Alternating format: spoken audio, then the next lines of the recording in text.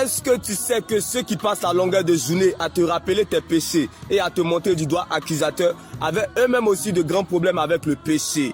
Toujours nous regardons les péchés des autres en public, mais nous oublions nos propres péchés dans le secret.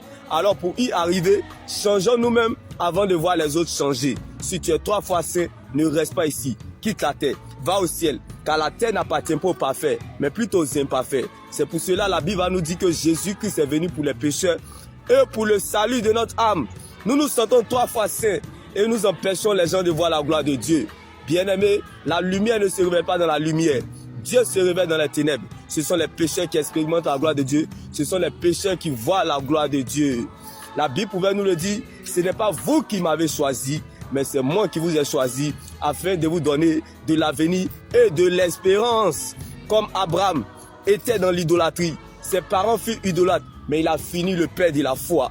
La fin d'une chose vaut mieux que son commencement, car Dieu nous appelle toujours parce que nous aimons et Dieu nous attire toujours parce que nous désirons. Comme Rahab la prostituée est devenue Rahab la servante de l'Éternel. On peut avoir le même corps, mais l'intérieur qui a changé. On parle de la nouvelle naissance. C'est Jésus-Christ qui a fait le son. Le vrai amour consiste à aimer ceux qui ne le méritent pas. Dans ton incapacité, dans tes défauts, dans tes erreurs, mon Dieu me dit qu'il t'a choisi. Car Dieu est capable de prendre tes faiblesses pour en faire de ça une force principale. Et Dieu est capable de prendre tes erreurs pour en faire de ça son plan.